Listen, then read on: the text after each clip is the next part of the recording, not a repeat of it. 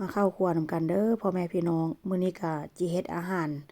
ถ้าลูกชายกกแล้วก็ลูกชายล่ามื้อนี้ผัวกับลูกชายก็จิมาแต่บ้านชวนพี่น้องข้อยก็เลยแบบว่าจิเฮ็ดกับข้าวท่ามื้อนี้ก็จะเฮ็ดขนมปังยัดไส้จิมาทอดชิตตอราได้มื้อนี้ก็อันเมนูนี้ก็เป็นเมนูที่แบบว่าคนทางนี้มักกินพี่น้องส่วนหลายเขาเจ้าจะกินแบบว่าเป็นอาหารว่าง แต่ว่าการบางบ่อนเนาะแบบว่าเขาเจ้าแบบมีงานสร้างสรรค์หรือว่าแบบว่าไปกินข้าวข้างนอก มีพวกแบบปิ้งย่างจักซี้น่ะเนาะเขาเจ้าก็จะซื้อไปปิ้งนำแต่ว่าสำหรับข้อยนี่ก็ข้อยจะบ่กินกับขนมปังได้ปิ้งร้อนๆทอดร้อนๆแล้วก็มากินกับข้าวเหนียวข้าวเจ้ากับแจ่วนี่ก็พี่น้องโอ้ยแซ่บคักแซ่บแน่แต่ว่าคนทางนี้ก็คือว่านั่นเนาะเขาเจ้ากินค่อนข้างจะแตกต่างกันกับเฮาว่าซั่นซะเนาะ เขาเจ้าก็จะกินใส่กับขนมปังยัดไส้แล้วเวลาค่อยทอดนี่ค่อยจะบ่ใส่น้ำมันเด้อเพราะว่าหยังเนื้อนี่เนื้อไส้กรอกนี่น่ะพี่น้องมันค่อนข้างจะมีแบบว่าน้ำมันหลายว่าซั่นซะ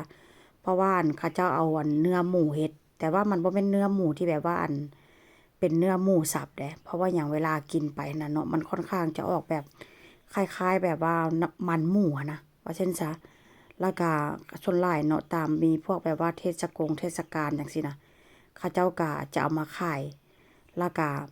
ประมาณว่าตีแป้งผสมแป้งหั้นนะเขาเจ้าก็จะขายเฮ็ดแบบสดๆเลยเด้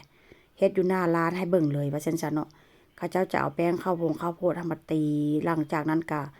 ปั้นเป็นก้อนแล้วก็คล้ายๆกับแผ่นโรตีนั่นแหละว่าซั่นซะเนาะแล้วเขาเจ้าก็จะปิ้งมันจะมีแบบว่า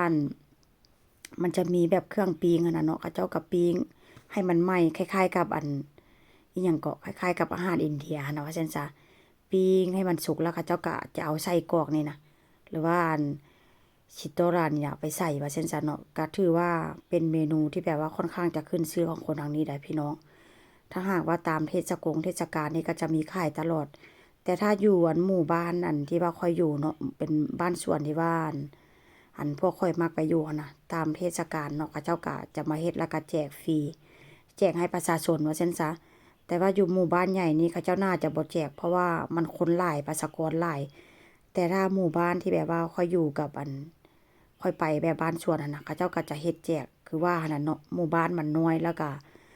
ประชาชนหรือว่าคนนั่นน่ะมันน้อยว่าซั่นซะเนาะเขาเจ้าก็เลยแบบว่าเฮ็ดแจกได้เมนูนี้ก็เป็นอีกเมนูหนึ่งที่ว่าลูกผัวมักกินโดยเฉพาะสุดหล่อมักขนาดอันนี้ได้พี่น้อง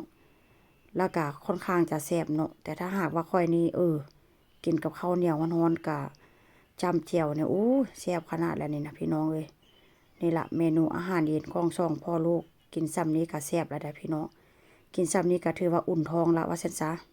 มาเด้อมากินนำกัน